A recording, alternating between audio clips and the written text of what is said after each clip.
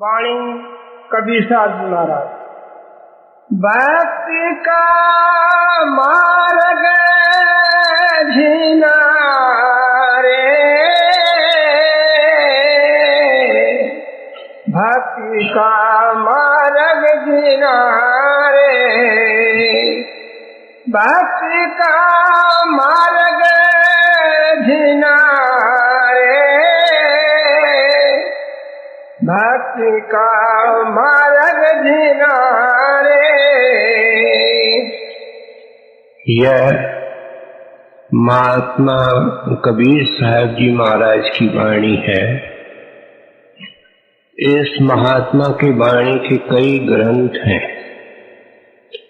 लेकिन आपने छोटे छोटे शब्द भी उच्चारे हैं और उन शब्दों को संग्रह करके एक अलग ग्रंथ बनाया गया है जिसको शब्दावली कहते हैं। शब्दावली के 6 भाग हैं और उनके अंदर से आज का एक छोटा शब्द हम कबीर साहब का सुन रहे हैं। कबीर साहब हिंदुस्तान के अंदर बड़े इज्जत और प्यार से दुनिया के लोग कई देशों में बड़े आदर और इज्जत से आपको देखते हैं और पढ़ते हैं। कबीर साहब की जिंदगी हम जानते हैं कि आप उस वक्त बनारस या काशी में पैदा हुए जब कर्म कांड का और बारी मुखी क्रियाओं का बड़ा जोर था।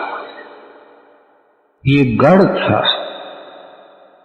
जहाँ रीति रिवाज, पढ़ना पढ़ाना, यज्ञ पुण्य दान, जितनी बाहर मुखी क्रियाएं होती है ये बहुत जोर पर थी और निर्मल परमार्थ गुम हो चुका था। कबीर साहब ने आवाज उठाई और आवाज का विरोध होता है। क्यों? कि दुकान उजड़ते हैं, रोजगारी, बेखदारी, पाखंडी, इनके आय के साधन कम होते हैं, लोग जाना बंद करते हैं। जो खुशकिस्मत जीव कबीर साहब के शरण में आए उन्होंने उनको भक्ति का भेद दिया करके भक्ति का भेद या रीत सिखाई और उनके अंदर प्रेरणादायक शक्ति होकर के बैठे, उनको बल बख्शा, निर्मल किया और घर को पहुंचाया। लेकिन हम ये जानते हैं कि ये कार्य करते हुए आपको कितने मुसीबतों को झेलना पड़ा, कितने कष्टों को सहन करना पड़ा, लेकिन आप अंतिम श्वास तक भक्ति करके गए। जब जाने लगे तो एक अजीब बात इन्होंने की। सारे काशी के अंदर ये भ्रम था कि जो काशी के अंदर चोला छोड़ेगा, बल्कि जिसका आकर के बाद में हड्डियां भी प्रवान की जाएंगी, वो स्वर्ग के अंदर जाएगा। और एक और यूपी के अंदर शहर था मगर, उसमें जो चोला छोड़ेगा वो नरक में जाएगा। कबीर साहब ने सारी जिंदगी ये टक्कर लिया था, ये संघर्ष किया था, इस कर्म कांड के बर्तन को फोड़ा था, उसके टुकड़े टुकड़े किए थे और ये मिसाल कायम करने के लिए कबीर साहब हम अपने अंतिम जाकर के दिन मगर में रहे और वहीं चोला छोड़ा और वाणी में लिख करके गए हैं कि ऐ दुनिया के लोगों, अंधेरे के अंदर मत रहो, भगवंत अंदर है, मुक्ति अंदर है, पत्थर पानी के अंदर नहीं। और आज मगर में चोला छोड़ते हुए भी कबीर साहब उस परमेश्वर के गोद में हैं। आपके अनुयायी और सेवक हिंदू भी थे, मुसलमान थे, और जब आपने चोला छोड़ा तो उस वक्त ये झगड़ा होता है कि ये हमारा पीर है, वो कहने लगे ये हमारे महात्मा हैं, इसलिए हम इनका यादगार बनाएंगे, जब चादर उठाई तो फूल मिले। इतिहास कहता है कि उन्होंने आधा आधा हिस्सा बांट लिया।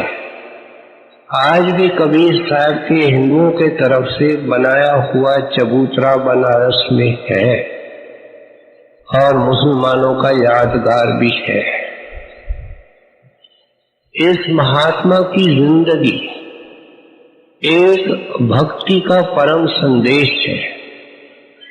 हिंदुस्तान की हिस्ट्री में एक पीरियड माना जाता है जिसको हम भक्ति काल कहते हैं। काल का मकसद वक्त है, और उसके अंदर ये चोटी के महात्मा हुए हैं कबीर साहब और सूरदास और रविदास। इसलिए इन महात्माओं ने अच्छी तरह लोगों को जगाया कि भाई इन पत्थर पानी के अंदर बाहर मुखी क्रियाओं के अंदर न आज किसी को मिला न किसी को मिलेगा। और इस विषय को लेकर के आप हमको आज शब्द के द्वारा समझाने लगे। कहते हैं स्थूल भक्ति कर रहे हो ऐ इंसान, भक्ति तो कर रहे हो, क्योंकि हर एक भक्त है। भक्ति के बगैर कोई इंसान जिंदा नहीं रह सकता। ये श्वास श्वास में भक्ति करता है, प्रेम कहता है, प्रीत कह सकते हो। आज दुनिया के अंदर जो हम मौजूद हैं, इसके संबंध में हजारों सवाल पूछे गए थे, लेकिन जवाब एक है। क्यों दुनिया इस गंदगी के अंदर मौजूद है? संतों ने बताया जहां आशा तहां बासा।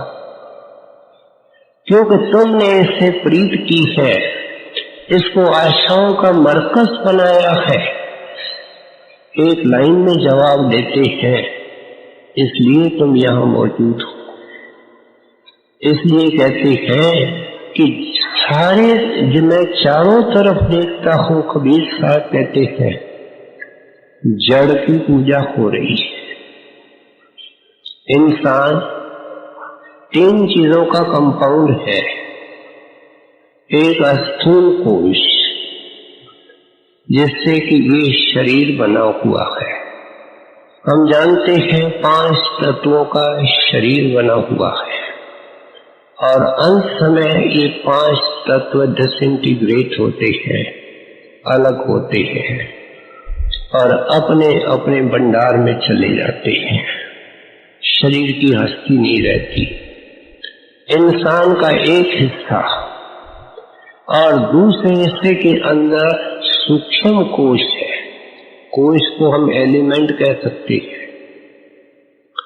और उसके अंदर से मन बना हुआ है।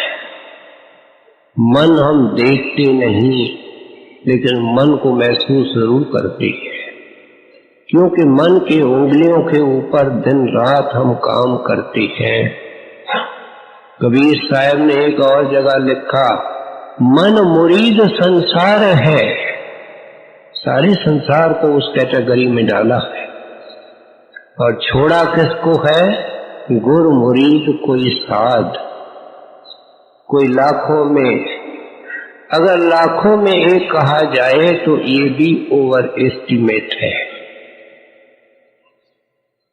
इसलिए कहते हैं कोई विरला होता है जो इस जड़ के पूजा को छोड़ता है। और तीसरा इसका जो कंपोनेंट है वो है महाचैतन कोश, और उससे आत्मा बनी हुई है। अब इंसान जड़ता से बाहर निकल नहीं सकता, जड़ता से संगत की है। इस आत्मा ने आत्मा की हस्ती गुम हो चुकी है। आप देखो, पहले इस शरीर की तरफ देखिए, जानते हैं कि ये फना है, जड़ है, लेकिन हम जितने बैठे हैं एक कह सकता है कि हमने शरीर की प्रीत छोड़ दी है। अगर शरीर की प्रीत छोड़ दे तो ये उसके साथ होगा जो इसका है। हजूर महाराज जी एक रोचक कहानी सुनाया करते थे। एक माई की होनहार लड़की बीमार हो गई, शादी भी नहीं हुई और बहुत बीमार थी।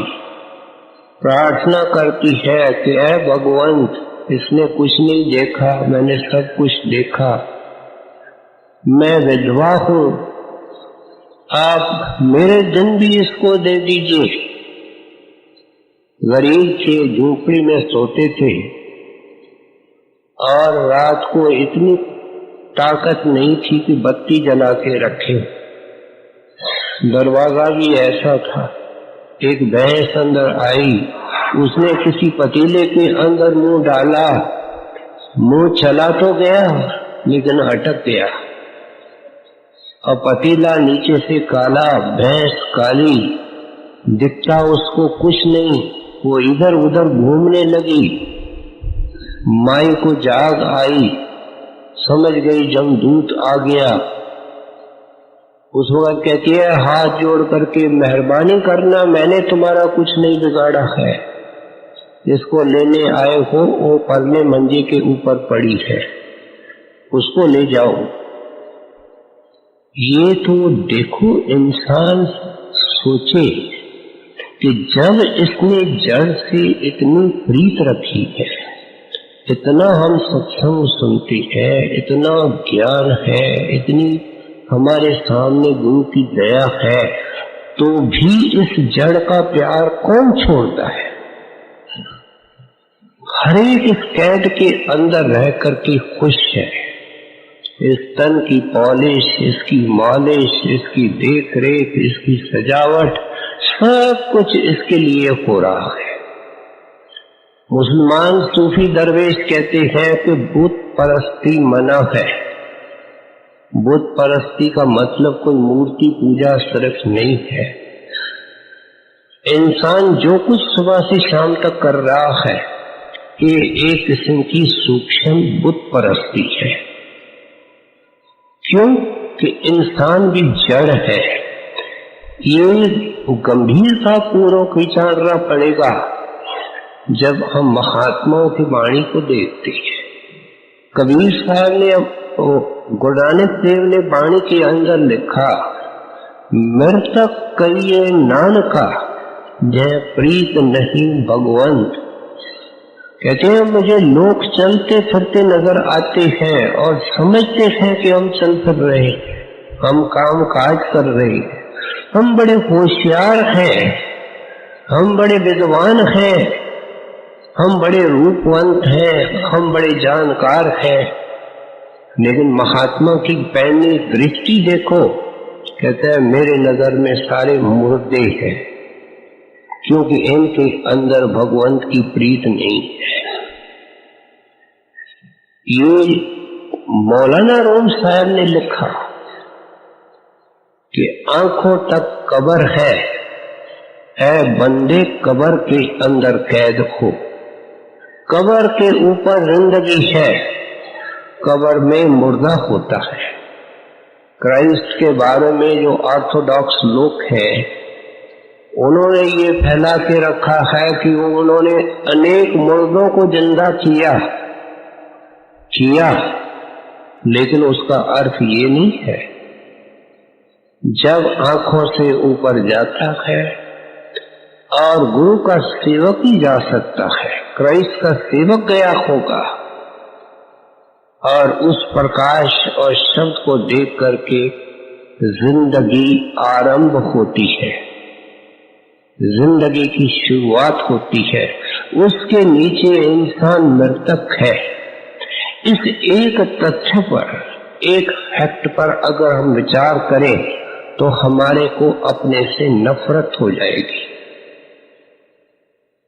एक आदमी मर जाए, उसकी कितनी सजावट करो, उसको आप कितना चंदन लगाओ, उसकी कितनी सेवा करो, वो क्या अर्थ रखती है?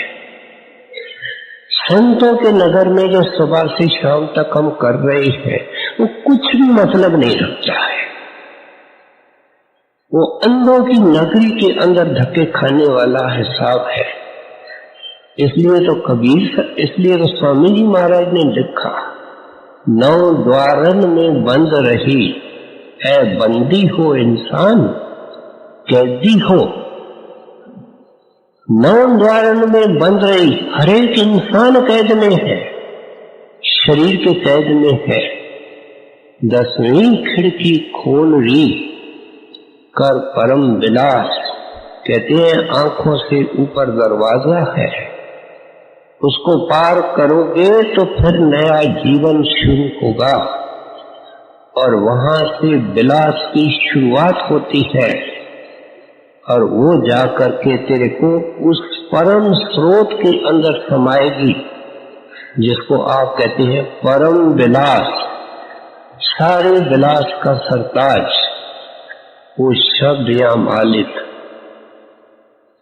इसलिए अब जब ये तन जिन्होंने योगी जनों ने खाली किया, उन्होंने मन को देखा, हमने नहीं देखा, लेकिन वो धोखे में इसलिए रहे कि उनको आगे का गुरु नहीं मिला। जब वे अभ्यास करके ऊपर गए और ब्रह्म के देश के ऊपर आए तो वो अपनी शक्ति और अपनी हस्ती को देख करके क्या कहने लगे, अहम ब्रह्म अस्मे, ये जो कुछ पसारा है ये मेरा है। ये कौन कहता है? ब्रह्मंडी मन कहता है, यूनिवर्सल माइंड जिसको कहते हैं, जिसका ये मन एक अंश है। मन का रूप विषय विकाल और गंदा नहीं है, ये इसका खून उतरता है और असली खून जाहिर होते हैं। हम देखते हैं बादाम है, बादाम के ऊपर एक सख्त छिलका है और कुदरत ने सोच विचार करके रखा है, उसको तोड़ते हैं तो बादाम निकलता है, बादाम के ऊपर फिर छिलका है, उसको जब भिगोते हैं नरम होता है, तब अंदर से बादाम की खूबसूरती निकलती है, असल नजर आता है। इस तरीके से इंसान है, पहले ये छिलका टूटेगा, अंदर जाएगा और फिर अगर आगे का गुरु नहीं मिला तो वो पर्दा नहीं उतरा जिसको हम मन का पर्दा कहते हैं। और उस धोखे में आकर के क्या कह दिया, अहम ब्रह्म अस्मे, कि ये जो कुछ बनाया है वो मैंने बनाया है। क्योंकि तिनके के अंदर ब्रह्म के शिखर के नीचे मन का राज है, मन समाया हुआ है। ये उन महात्माओं की वाणी है जो इस काल कर्म के दायरे से ऊपर गए हैं, जिसने बादाम का छिलका भी उतारा है। क्या उस मन से अलग हुए थे और निज रूप में देख करके आत्म ज्ञान, उसके बाद परमात्म ज्ञान, पहली पौड़ी आत्म ज्ञान है। और उन महात्माओं ने ये मन का पर्दा उठाया है कि मन ठग है, ये अपने आप को मालिक कहलाता है। काल ने देखो कितने साधु बना दिए, कितने महात्मा, कितने ग्रंथ और कितनी उनकी पूजा हो रही है। ये सब उनका धोखा है कि इस चीज के ऊपर पर्दा डालने के लिए कि संतों का मत, संतों की शिक्षा, उसका पता न चले, इस उलझन के अंदर आदमी रहे। आज हरेक पढ़ा लिखा विद्वान गुणी ज्ञानी आदमी पूछता है साधु कहाँ, महात्मा कहाँ, निशानी क्या। जो समाध मिलती है उसको माथा टेकता है, जो प्रसाद मिलता है वो खाता है, जो ग्रंथ पोथी का कीर्तन मिलता है सुनता है। अंधेरे में लाठी है, कुछ फायदा नहीं है। फायदा कब होगा? जब कहते हैं भक्ति का मार्ग जीना रे, मैंने भक्ति क्यों किया है। कबीर साहब कहते हैं सारी जिंदगी भक्ति को डेडिकेटेड रहे, भगवान की भक्ति के अंदर अंतिम सांस तक रहे। कहते हैं मैंने इस भक्ति के मार्ग को तय किया है प्यारे, ये ऐरा गहरा मार्ग नहीं है, ये बहुत बारीक है। हम कितनी अखबारें देखें, हम कितने वीडियो कैसेट देखें कि लोग एवरेस्ट के ऊपर चढ़े हैं, गिने चुने लोग हैं, बहुत कम है। लेकिन उनको देखने से हमको कभी अंदाज नहीं लग सकता कि जो राह एवरेस्ट के चोटी पर जाती है वह कितनी दुर्गम है, खतरनाक है, और क्या क्या उस यात्री के ऊपर गुजरता है जो हिम्मत रखता है उस शिखर को पहुंचने के लिए। ये इस मार्ग के ऊपर चढ़े हैं, इन्होंने देखा है। कहते हैं बहुत सांकड़ा मार्ग है।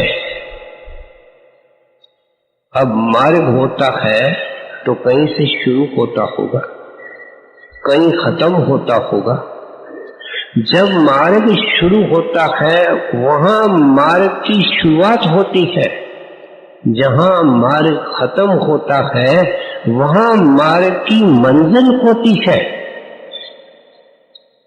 कहते हैं आंखों के पीछे शिव नेत्र है, वहां तेरी आत्मा इतवार को हमने सुना था डिस्कनेक्टेड है। और ये डिस्कनेक्शन जन्मों का जुगों का है। महात्मा ये भी कहते हैं जड़ चेतन की गांठ है, आंखों से नीचे जड़, आंखों से ऊपर चेतन, और दोनों की गांठ आंख के बीच में है। और कैसी गांठ है? जो कसी हुई है, जन्मों की जुगों की। बहने विशेष जानते हैं कि अगर डोरे को एक गांठ आवे, उसके ऊपर गांठ आवे, गांठ के ऊपर गांठ आवे, और कोई उसको कहे बहन को इस सब गांठ को खोल, और फिर उसको ये भी कहा जाए कि अंधेरे में खोल, खुल सकती है? ये आंखों के बीच में घोर अंधेरा हमारा स्वागत करता है। जड़ चेतन के गांठ खोलने का सवाल कहां? जो थोड़ा बहुत बैठते हैं जानते हैं उदासी के सिवाय कुछ भी नहीं होता। जब रोशनी आएगी तब दिखेगी कि जड़ और चेतन की गांठ है, नजर ही नहीं आती है गांठ, उस प्रकाश में नजर आती है, और फिर गुरु की कृपा से अलग भी हो जाती है। चीनी अलग हो जाती है और रेत अलग हो जाती है। रेत का स्वाद कहाँ, चीनी का स्वाद कहाँ। और ये उस जड़ चेतन के गांठ को खोल करके ऊपर जाता है। इसलिए कहते हैं उस नाजुक राह से मैं गुजरा हूं। कबीर साहब कहते हैं बहुत जीना है प्यारे, भक्ति का मार्ग जीना रे, बड़ा सांकड़ा है, बहुत बारीक है। महात्माओं ने दुनिया की मिसालें दी। कबीर साहब ने कहा राई के 10वें हिस्से से बारीक है। गुरु नानक ने कहा कि बाल के 10वें हिस्से से बारीक है। क्राइस्ट ने कहा कि जैसे सुई का रोजन होता है, सुराख होता है जिससे कि डोरा पास किया जाता है, प्यारे समझाऊं तो क्या समझाऊं, इससे कई गुना बारीक है। निकलना किसने है उस सुराख से? इस मोटे मन ने।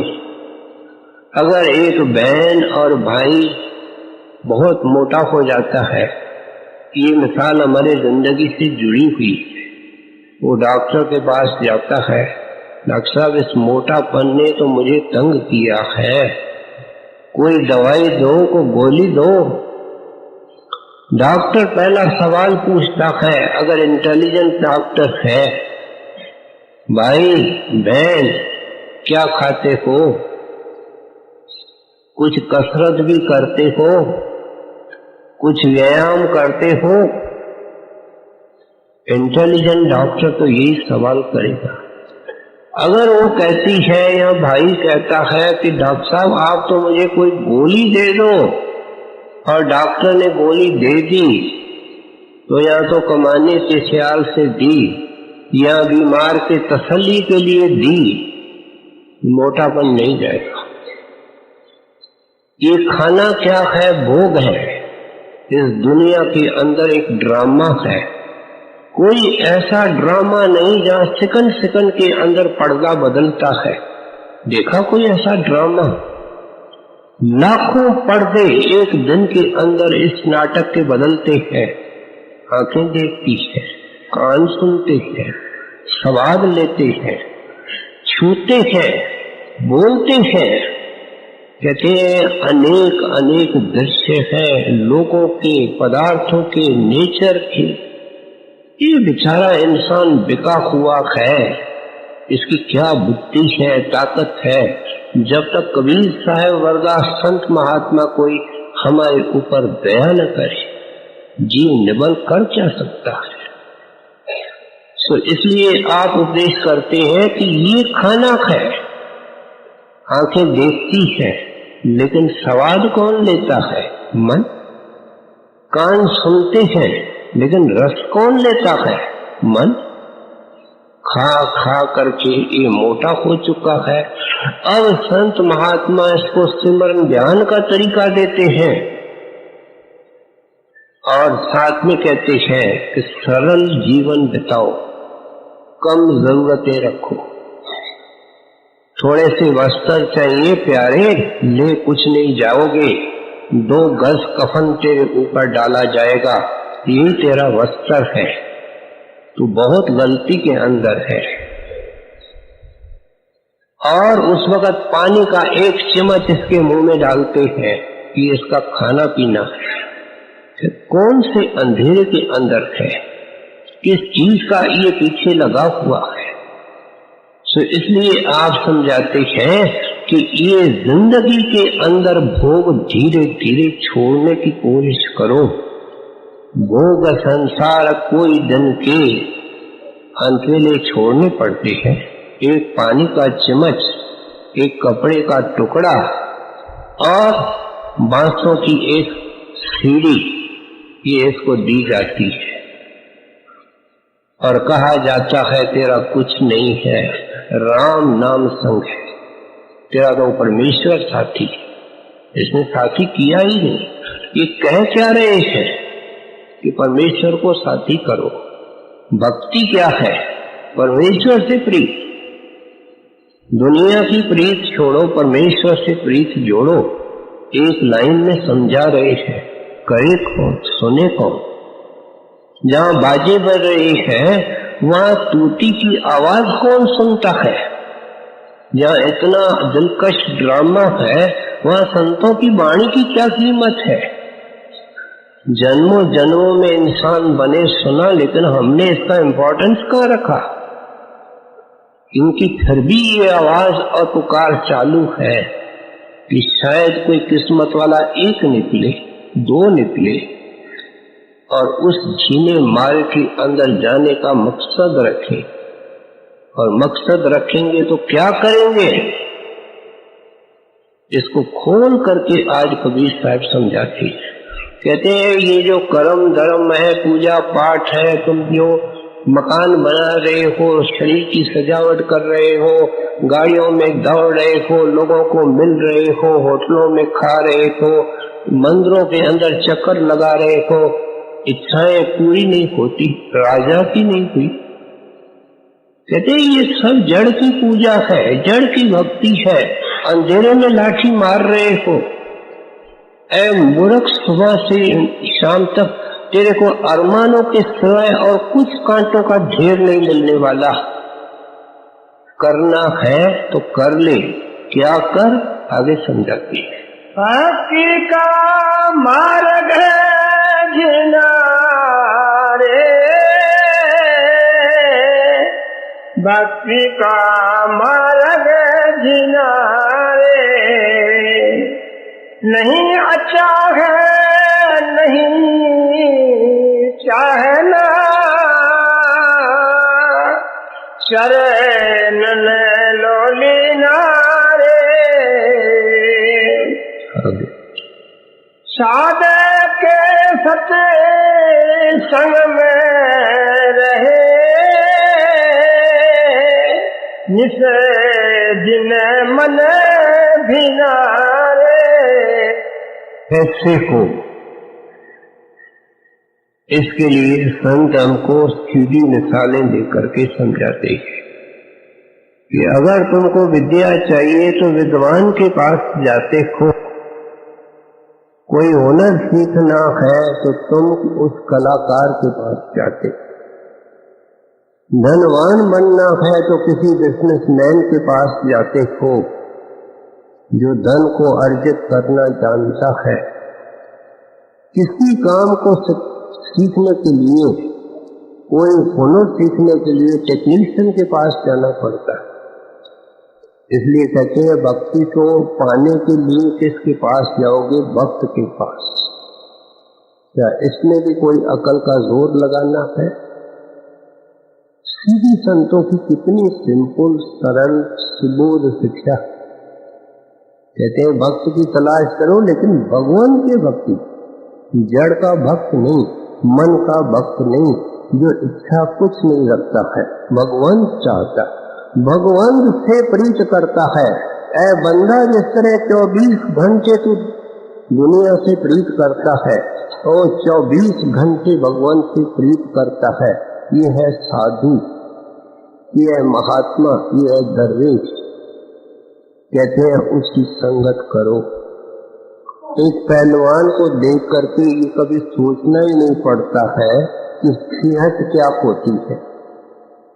हम देख लेते हैं सेहत क्या, सेहत का एक जागता रूप हमारे सच्चे साधु की और भक्त की ये निशानी है कि उसके मुख से कोई चीज नहीं निकलेगी, उसके वचन के अंदर भक्ति ही भरी होगी, उसके आंखों में भक्ति का खुमार होगा और उसके कानों में भक्त की भगवान की आवाज होगी। प्रचार भी उसी का करेगा। शब्द नाम, शब्द नाम, कान में जाता ही उसके नाम है, शब्द है। बोले क्या, समझाए क्या।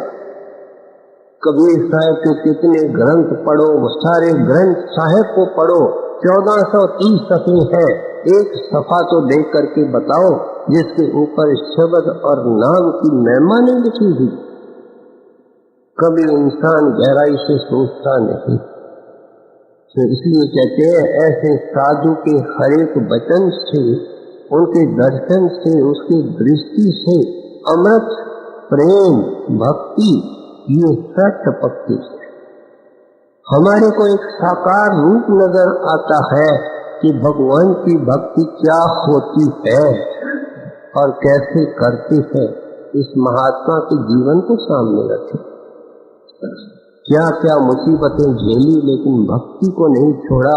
आज भी याद करते हैं कि नहीं छोड़ा और पाया। जो आपके संग में गए उनको मदद की। डूबते हुए इंसान जो डुबकियां खा रहे थे, गोते खा रहे थे 84 में, उनकी बाह पकड़ी तो पार लगाया। कि वो संत जिसकी पांव पकड़ते हैं उसके पार लगाते। कहते हैं ऐसे साधु के संगत में रहो तो उसकी कदर करो। कहते हैं केवल दौड़ करके या क्योंकि लोग जा रहे हैं मैं भी सत्संग के लिए जा रहा हूँ, नहीं नहीं, तुम्हारे अंदर में एक ऐसी कशिश हो। जब महाराज जी को चिट्ठियां आती हैं, हम नाम लेना चाहते हैं, तब मौजूद है महाराज साहब तो इतना कहते हैं कि उस ख्वाहिश को रोकने की कोशिश करो। जब वो ख्वाहिश ऐसा रूप ले ले कि एक सांस भी ये अपने घर में ठहर नहीं सकता, पहले नाम दूंगा उसके बाद रोटी खाऊंगा, कहते हैं उस वक्त नाम लो तो नाम की कमाई करोगे। आज हर एक लड़का जो सत्संग में लड़की आती है मुझे नाम मिले, लेकिन जिन सैकड़ों हजारों को नाम मिला है वो रात को सोए पड़े हैं। उन्होंने क्या पाया है? देखे अपने घर के अंदर जहाँ सत्संगी है, नाम लेना कोई मतलब रखता है। कबीर साहब समझा रहे हैं, कहते हैं नाम का बनना है, शब्द वेद तुम गुर से पाओ, लेकिन साथ में शब्द ले जाए फिर तुम समाओ। कहते हैं इसलिए शब्द वेद पाना है। बस शब्द वेद पाने से कोई इसको सब कुछ मिल गया ये नहीं होता है, ये दुखी का दुखी है। इसलिए आप उपदेश करते हैं कि जैसे रात दिन तुम दुनिया से प्रीत करते हो, ऐसे उस साधु के सत्संग से प्रीत। अब ये बाहर का सिर्फ सत्संग हो नहीं सकता, क्योंकि 24 घंटे तो ये मिल नहीं सकता। जिस वक्त भी हम अपने ख्याल को यहाँ रखेंगे, आंख बंद करेंगे, उनका ध्यान करेंगे, सिमरन करेंगे, ये उत्तम सत्संग है। अगर करते करते बैठते बैठते ध्यान अंदर लग गया, प्रकाश आया, शब्द आया, तो समझो अंदर का सत्संग शुरू हो गया और अंदर गुरु भी आएगा। वही गुरु आएगा जो बाहर नाम लेता है। ये है हरदम गुरु का सत्संग करना। इसके लिए हम यहाँ इकट्ठे हुए हैं। यहाँ कोई दुनिया की कथा वार्ता नहीं होती कि ये काम हमारा जिंदगी में कैसे हो, इसकी हमको कबीर साहब प्रेरणा दे रहे हैं। इसलिए आप समझाते हैं सत्संग करो तो सत्संग के बनो, सत्संग में क्षमाओ। सत्संग केवल बाहर जुबानी नहीं है, सिर्फ वाणी को पढ़ना नहीं है। जब हम किताब पढ़ते हैं, कोई संत मत की पुस्तक पढ़ते हैं, तो वो भी एक पैसिव सत्संग है। पढ़ते पढ़ते वो बार बार पुस्तक कहती है, अरूण की चिट्ठियां कहती है, उनके जीवन के इंसिडेंट्स बताते हैं। जो मिलेगा भजन करने से मिलेगा। किताब रख देता है, भजन बैठ जाता है। अब एक सत्संग को उसने छोड़ा, दूसरे सत्संग को लिया है, वो भी सत्संग। सो यहाँ कहते हैं चाह को भी छोड़ो, अचाह को भी छोड़ो। बहुत सारे लोग अचाह का अर्थ दूसरा लगाते हैं कि जिसको कछु न चाहिए वो अचाह का इधर अर्थ नहीं है, इधर लिमिटेड अर्थ है। क्या सत्संगी जो कच्चा सत्संगी है, जिसके अंदर हम सारे आते हैं, वो गुरु को कहते हैं कि हमको ये चीजें मेहरबानी करके चाहिए कि चाह। और किसी बीमार को देखते हैं, निर्धन को देखते हैं, झोपड़ी में रहने वाले को देखते हैं, पता नहीं कितनी मजबूरियां दुनिया में है, कोई लिस्ट बन सकती है। कहता है गुरुदेव मेरे को मेहरबानी करके ये नहीं देना, रात दिन ये देना, ये मुझे नहीं देना। इसको कबीर साहब कहते हैं नहीं चाह न नहीं अचाह। चाह अचाह से प्यारे ऊपर उठो और एक चाह रखो, एक तमन्ना रखो, ख्वाहिश एक दीदार तेरे दी और जगत की कोई ना। कहते संसार के किसी वस्तु की तुम तमन्ना मत रखो, एक उस अंदर के दर्शन का। खेद मिटेगा गुर दरस से। खेद कौन सा है कि सारे अरमान और सारे कांटे, सारी चिंताएं और सारे दुख कहते हैं वो अंदर के दर्शन से निकले। तुम कितने झक मारो, कितने कोशिश करो, कितने सत्संग करो, कितना महाराज जी के गाड़ियों के पीछे दौड़ो, मिलेगा अंदर में और वहां से छेद मिटेगा। तो इसलिए आप समझाते हैं कि इस चाह को छोड़ो, अचाह को भी छोड़ो।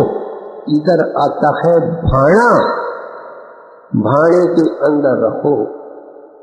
जैसे एक नदी की दो किनारे होते हैं, वो दो किनारों के अंदर बहती है, इस तरह जिंदगी की नदी भी दो किनारों के बीच में बहती है। एक सुख का है, दूसरा दुख का है, और वो ये दोनों किनारे बने रहेंगे तब तो नदी बहेगी। कहते हैं न सुख को देखो, न दुख को देखो, भक्ति को देखो, गुरु के हुक्म को देखो, गुरु की आज्ञा को देखो। हर दम अपने ख्याल को सत्संग के अंदर रखो, सिमरन के अंदर रखो। एक ही बात है, सत्संग सच्चा, सतगुर सच्चा, नाम सच्चाई क्या कहूँ बका। ये सत्संग की सब तरीके है। कहते हैं इसके अंदर अपने मन को रात दिन लगाए रखो। साधक सत्संग में रहे, निस दिन मन भिनारे, शब्द में चुप ऐसे वैसे, जैसे जल मीनारे। कहते मैं कथा नहीं सुनाता हूँ। कबीर साहब जिस वक्त हुए, कथाओं की कोई कमी नहीं थी। सारे ग्रंथ बड़े हुए थे, सारे पंडित कथाएं कर रहे थे, कहानियां सुना रहे थे, बीती हुई बातें।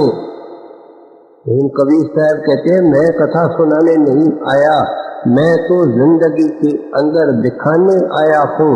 बशर्ते कोई मेरे पास उस देखने के लिए ग्राहक आवे, क्योंकि इसके लिए तो सब कुछ आगे चल करके समझाते हैं, देना पड़ता है और हर एक का काम नहीं, ये बहुत महंगा सौदा है। तो इसलिए आप कहते हैं कि अगर तुम्हारे अंदर लगन होगी, देखो कितना स्टेप बाय स्टेप हमको समझाते हैं। कहते हैं तुमने जब दुनिया की प्रीत को तोड़ा तो कहीं तो जुड़ेगी। ये इंसान प्रीत के बगैर रह नहीं सकता। जैसे जैसे दुनिया की प्रीत कम होगी तो आकर कहीं तो जुड़ेगी, और वो नाम से जुड़ेगी, गुरु से जुड़ेगी, मालिक से जुड़ेगी। एक ही बात है, उसको भक्ति कहते हैं, क्योंकि भगवान की ही भक्ति का भंडार है और भगवान की भक्ति ही भक्ति कहलाती है। समाज की भक्ति की जाती है, देश की भक्ति जाती है, दुनिया के विश्व कल्याण की भक्ति की जाती है। ये सब जड़ की भक्ति है। जितना पुण्य दान करते हैं, तीर्थ करते हैं, ये सब जड़ की भक्ति है। इनका परमार्थ से, निर्मल परमार्थ से कोई वास्ता नहीं है। ठोक ठोक करके आपने सारे जिंदगी के अंदर समझाया, जाते वक्त वाणी के अंदर समझाते गए। तो इसलिए कहते हैं ये भी कोई खुशकिस्मत दिन, कोई खुशकिस्मती से ऐसा शुभ दिन आएगा जब तुम लांग जाओगे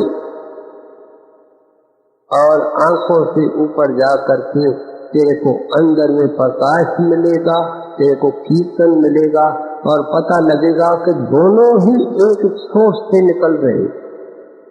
बिजली भी आसमान से निकलती है और जो बादलों की टक्कर के कारण गजगोर होती है, गर्जना होती है, वो भी उसी जगह से निकलती, अलग अलग वक्त दिखाई देती है, लेकिन उनका भंडार एक ही है और वो बादलों की टक्कर है।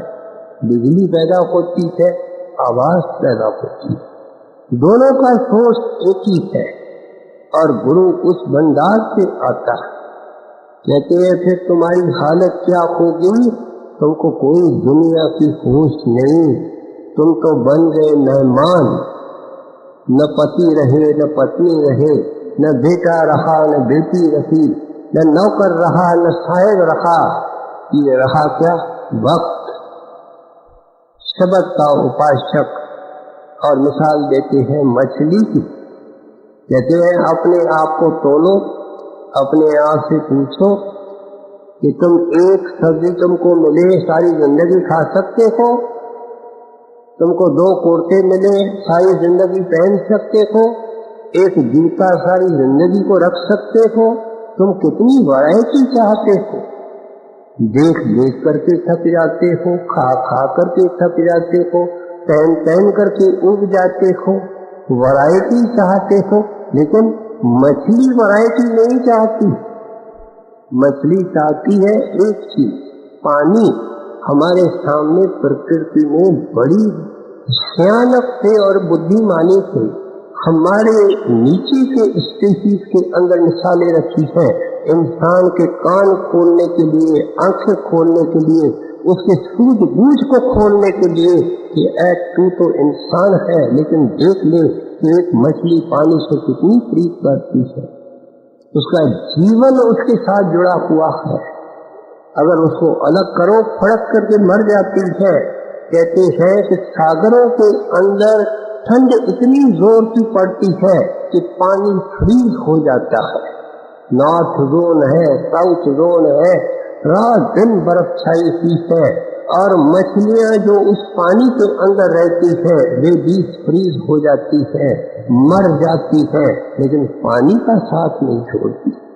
इन पानी के अंदर गरम गरम लहरें पैदा होती है जिसको हॉट करंट्स कहते हैं, और उसके कारण अनेक मछलियां मर जाती है, रोस्ट हो जाती है।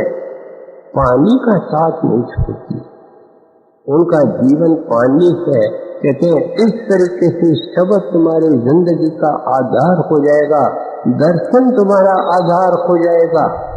हमने माई रखी की वार्ता सुनी है, बीबी संती की सुनी है, माई शादी की सुनी है। इन्होंने करके दिखाया कि शब्द जीवन का आधार है और उसके ऊपर हम जीते हैं। ये 500-2500 प्रकृतियों से जो परे निकल जाता है द्वार को, हमने सुना, उसको फिर भूख प्यास और दुनिया के डर तंग नहीं करती।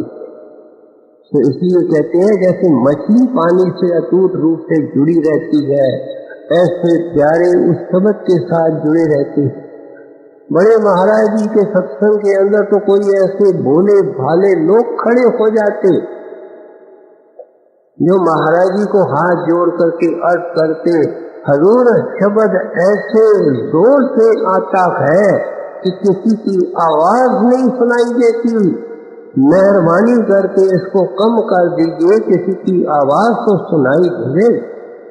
ये ऐसे भोले आदमी की जायदाद है, हम जैसे अक्लमंदों की नहीं, हम जैसे दुनिया के प्रीतवानों की नहीं। तो इसलिए आप समझाते हैं कि ये हालत गुरु कर देता है। गुरु कहानी लेकर के नहीं आता है, गुरु तो तजुर्बा लेकर के आता है, कोई सौगात लेकर के आता है, देने के लिए दया लेकर के आता है। कहते हैं खरीदार बनो, कीमत अदा करो और लेने की कोशिश करो। मन को तजे जैसे तेरी किनारे। अब संतों की वाणी की निजाकतें हैं। कभी कभी क्या करते हैं, रुकावटों का पहले जिक्र करते हैं और फिर रुकावटों को दूर करके जो फल मिलता है उसको बयान करते हैं। यहाँ तो पहले हमारे आदर्श रख लेते हैं, फल रख लेते और बाद में बताते हैं कि जब इसको पाने की कोशिश करेगा बंदा तो दिक्कतें आएंगी। क्यों कि इधर जब तक मैं है वो तू नहीं हो सकता है। प्रेम गली अति सांकड़ी या में दो न समाए। कहते या तू रह सकता है या मैं रह सकती है।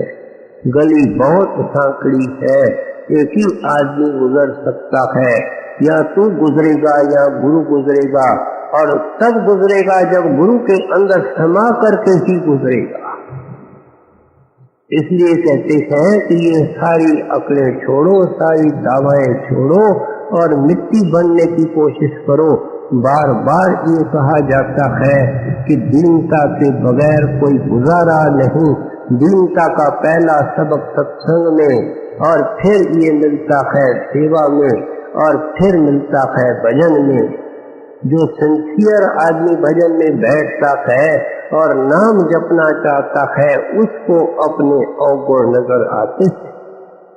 वो देखता है, हाय मैंने कड़वा बोल दिया, लेकिन कितना मुझे महंगा पड़ा। जिसको कहा उसको तो छोड़ो, उसके अंदर जख्म कर दिया, लेकिन घात अपना भी कर दिया। गुस्सा करे और भजन करे, हाथ जोड़े तो भजन करे, पांव पड़े तो भजन करे, सबकी खाक बने तो भजन करे।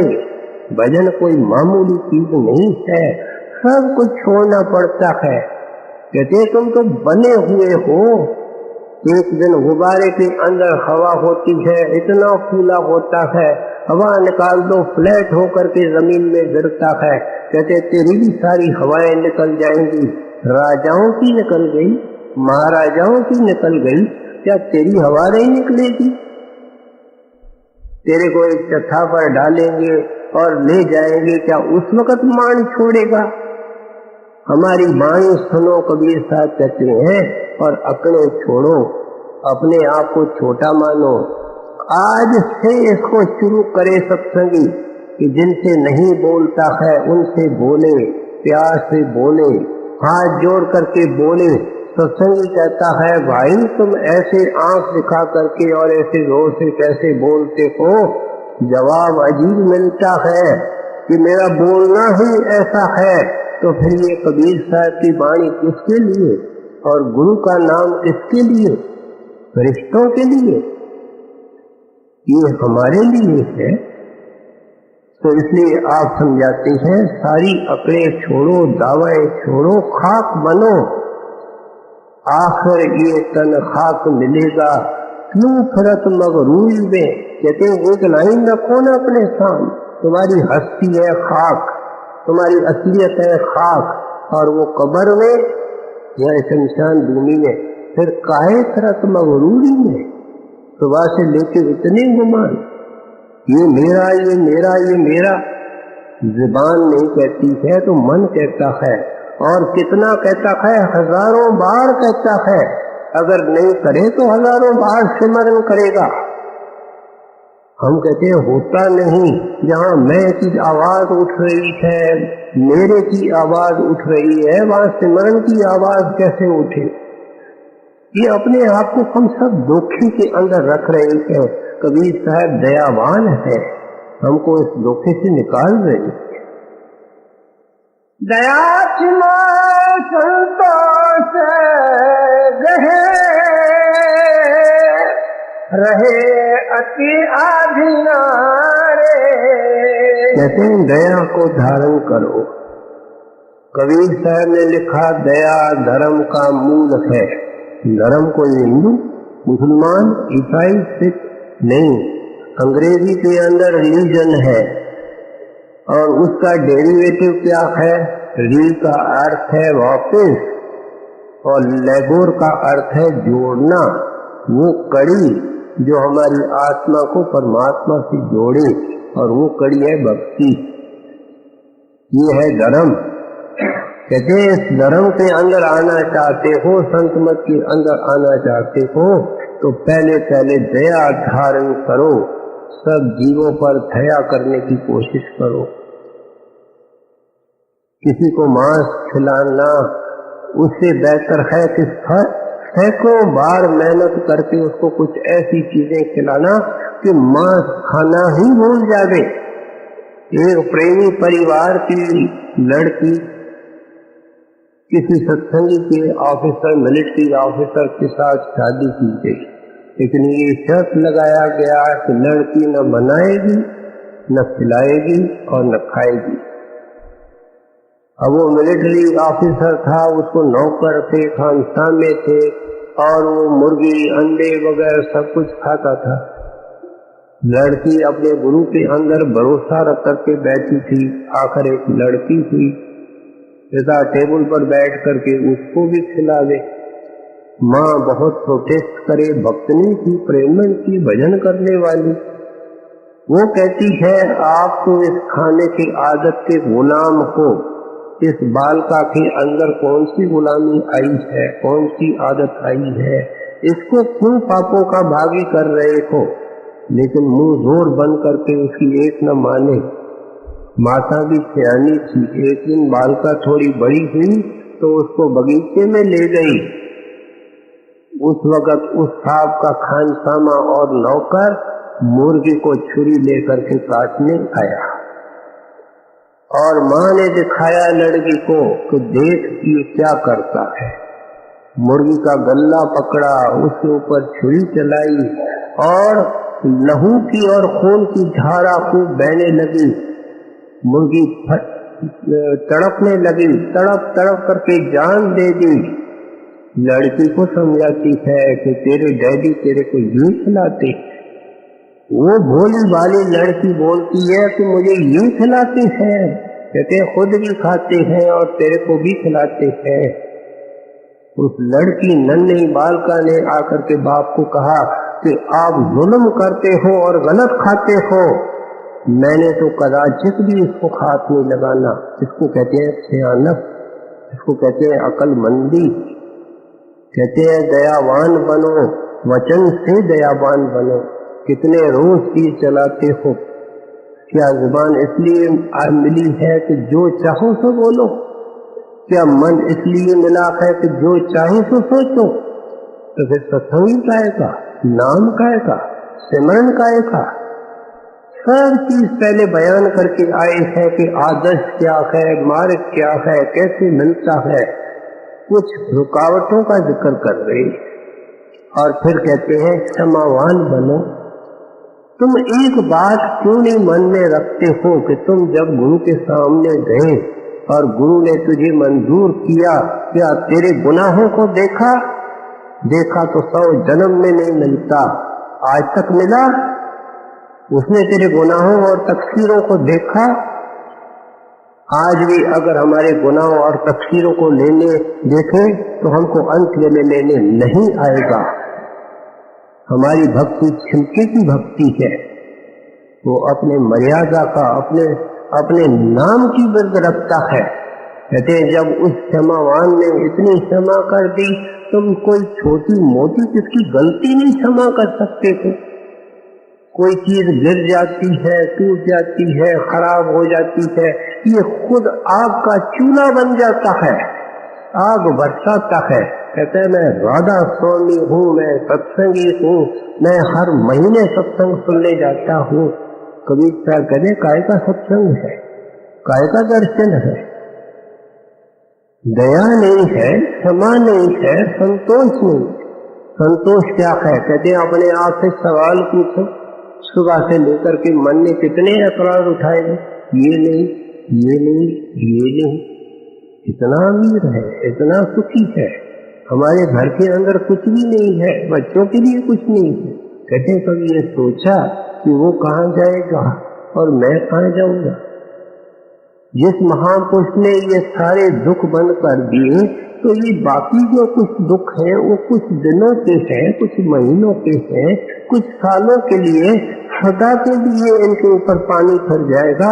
तू तो एक खुशकिस्मत इंसान है, लाखों में एक, करोड़ों में एक, जिसको सदगुरु ने चयन किया है, सिंगल आउट किया है। उस मालिक की भक्ति के लिए, मालिक के घर के लिए इसका शुक्र क्यों नहीं मनाते हो? अगर इसकी शुक्र मनाते रहो और अंधों की तरफ देखो कि कैसे दिन निकालते हैं, लूले लंगड़े की तरफ देखो, अपहाज के तरफ देखो। तुम तो कहते हैं मेरे हाथ में दर्द है, लेकिन कुश्ती की हालत देखी जिसका हाथ ही गल गया है। तुम तो कहता है कि मेरे को जूता अच्छा नहीं मिला है। कभी लंगड़े लूले को देखा कि लकड़ी के डंडे लेकर के चलता है। ए बेअकल इंसान, क्यों नहीं कदम कदम पर शुक्र करता है? जो शुक्र करता है वही नाम की कमाई कर सकता है। दया सिमा संतोष गहे रहे अति आदिनारे परमायत में देत सिर कशुबल में न किनारे कह कबीर मत बाकी का परगट कह किनारे। कबीर साहब कहते हैं ये कब लिखा है ये शब्द? 500 साल पहले यहाँ उचारा है। क्यों? पढ़े लिखे भी नहीं थे, किसी ने लिखा होगा।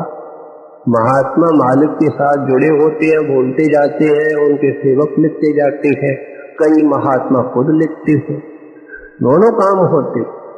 लेकिन कहते हैं मैंने भक्ति के मार्ग को, और यहाँ भक्ति का मत बोलते हैं, कहते हैं कर प्रकट कर दीना रे, मैंने क्या छुपाया है? बोल कोई ऐसी बात है जो रह गई है, क्या कुछ रह गया है?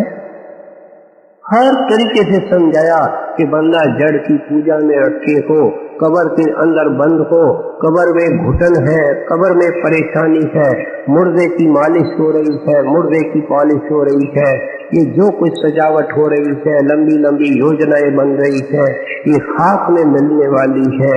चलो वहाँ जहाँ कोई अरमान नहीं, जहाँ कोई कांटा नहीं, जहाँ कोई परेशानी नहीं, और सतगुरु तेरा इंतजार कर रहा। फूलों की टोपी लेकर के, नाम की टोपी लेकर के, प्रेम की टोपी लेकर के तुम जो अपने प्रीत इस नाम से और नाम से बन करके खुशहाल हो जाओ।